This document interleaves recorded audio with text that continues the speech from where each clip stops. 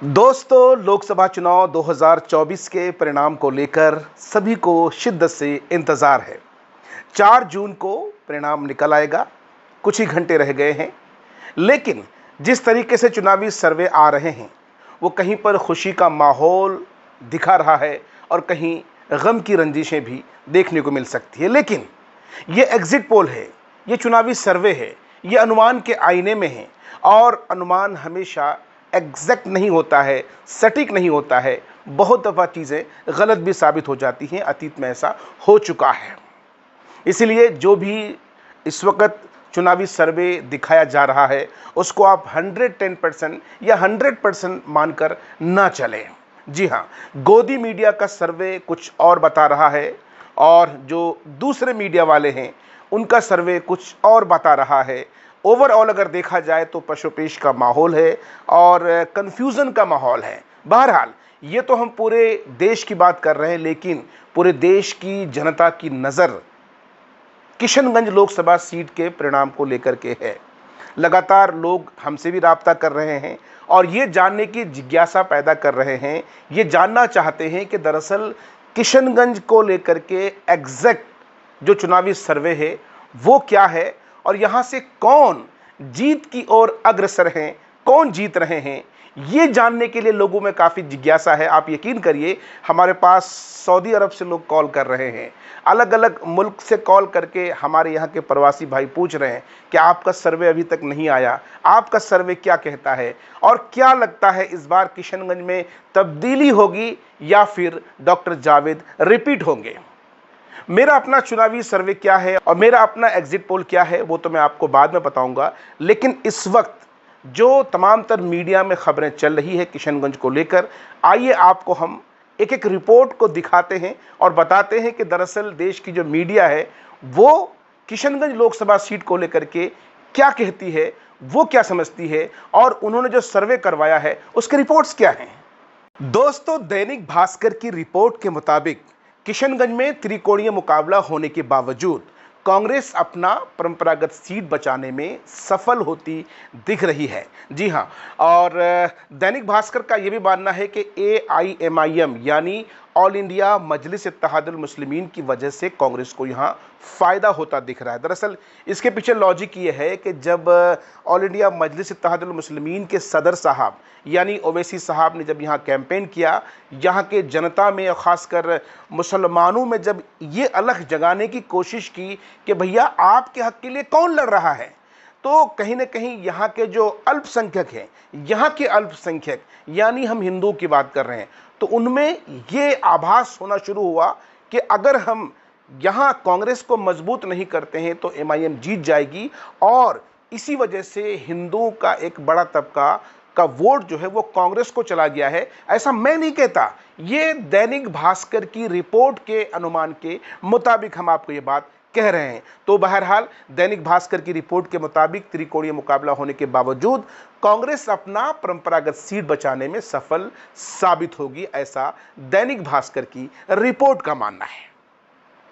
वहीं दोस्तों, अगर हम लाइव सिटीज़ की रिपोर्ट को देखें तो लाइव सिटीज़ की रिपोर्ट के मुताबिक किशनगंज में त्रिकोणीय मुकाबला तो है, लेकिन ओवैसी के कैंपेन ने कांग्रेस का खेल बिगाड़ दिया है। जी हां, उसकी वजह इन्होंने लॉजिकली ये बताया है और उन्होंने अपने एग्जिट पोल में ये बताया है कि जो कांग्रेस के सांसद डॉक्टर जावेद आजाद साहब, उनको लेकर इलाके में काफ़ी नाराज़गी थी, लोगों में काफ़ी रोष था और ऐसे में अख्तरुल ईमान एक चेहरा बनकर आए, उभर कर आए और लोगों में ये उम्मीद जगी कि यही वो लीडर हैं जो संसद में जाकर के, पार्लियामेंट में जाकर के यहाँ की आवाज़ को मुखर होकर उठा सकते हैं। और यही वजह रही कि ओवैसी साहब ने भी जो है साहब जो बची खुची कसर थी उसको पूरी कर दी और कहीं ना कहीं कांग्रेस का खेल बिगड़ता दिख रहा है लाइव सिटीज़ के मुताबिक। और AIMIM यहाँ पर सबसे मजबूत स्थिति में है, मजबूत स्थिति में है, ऐसा लाइव सिटीज़ के एक एग्जिट पोल के मुताबिक है। वहीं दोस्तों, लाइव हिंदुस्तान.com की अगर रिपोर्ट को हम देखें तो वो कहता है कि किशनगंज में कांग्रेस की स्थिति मजबूत है। उन्होंने हवाला दिया है सर्वे एजेंसी स्कूल ऑफ एजुकेशन के हवाले से उन्होंने लिखा है कि यहाँ से कांग्रेस प्रत्याशी डॉक्टर जावेद की स्थिति मजबूत है, लेकिन मजलिस को भी हल्के में नहीं लिया जा सकता है। वहीं दोस्तों, आज तक का चैनल बिहार तक के सर्वे के मुताबिक किशनगंज में फिर से कांग्रेस की जीत संभव है। सबसे कमज़ोर दिखे हैं यहाँ पर एनडीए उम्मीदवार मास्टर मुजाहिद आलम। ऐसा मैं नहीं कहता, बल्कि बिहार तक की उनकी अपनी रिपोर्ट के मुताबिक यहाँ तीनों उम्मीदवारों में सबसे कमज़ोर एनडीए उम्मीदवार दिखे हैं। उनका ये मानना है कि मजलिस को हराने के लिए यहाँ पर कांग्रेस को वोट दिया गया है। ये बिहार तक की अपनी जो है साहब एक जो सर्वे रिपोर्ट है उसके हिसाब से जो बात हमने शुरू में कही दैनिक भास्कर के हवाले से, वही बात यहाँ पर भी खुलकर सामने आ रही है।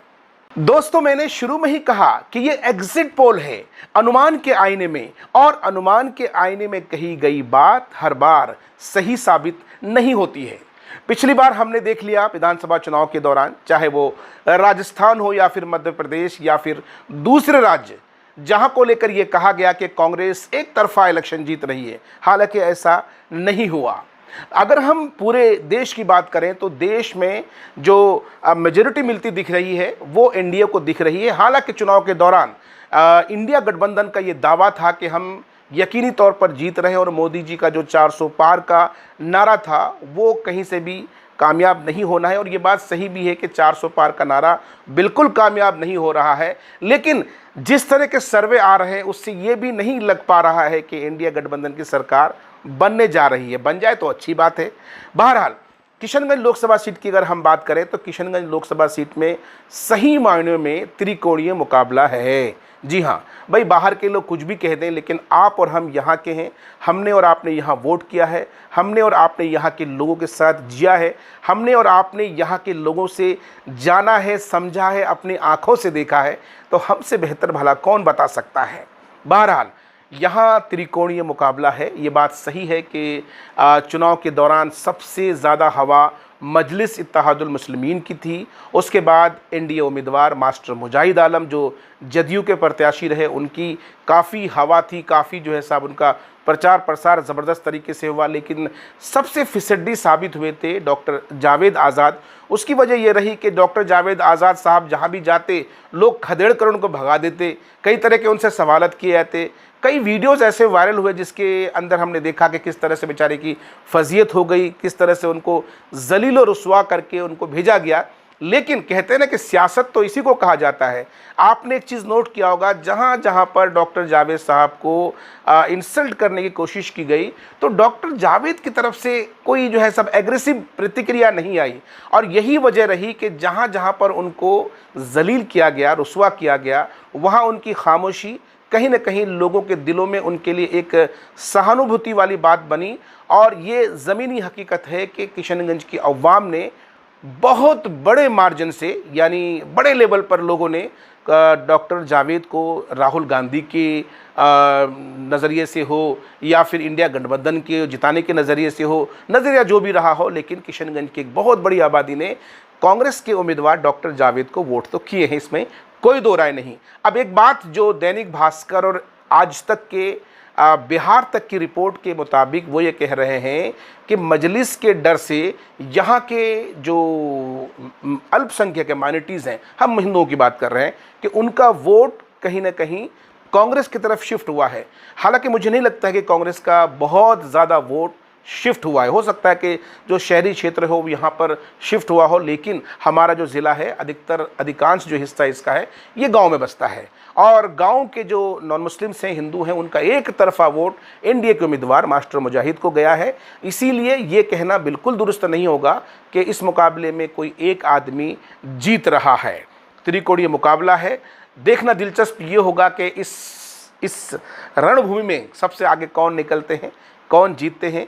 बहरहाल, हमारी दुआएं, हमारी शुभकामनाएं उस उम्मीदवार के लिए, उस लीडर के लिए जिससे हमारे इलाके की तरक्की हो, खुशहाली हो, हमारे इलाके का भला हो। बहरहाल, किसी एक का नाम लेकर के हम जो है साहब अपने ऊपर किसी एक का नाम लेकर हम बदनाम होना नहीं चाहते हैं। लेकिन ओवरऑल हम आपको आखिर में बताना चाहते हैं कि किशनगंज में त्रिकोणीय मुकाबला है, यहाँ कोई भी जीत सकता है।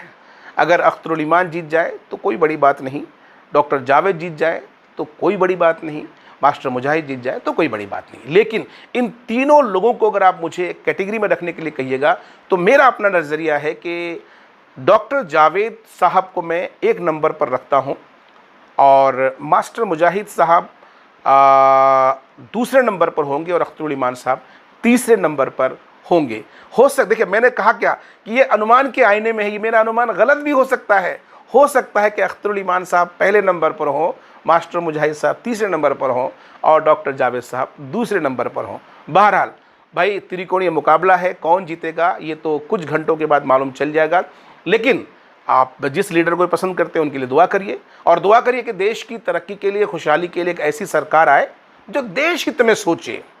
चलिए इजाज़त दीजिए, अल्लाह हाफिज़।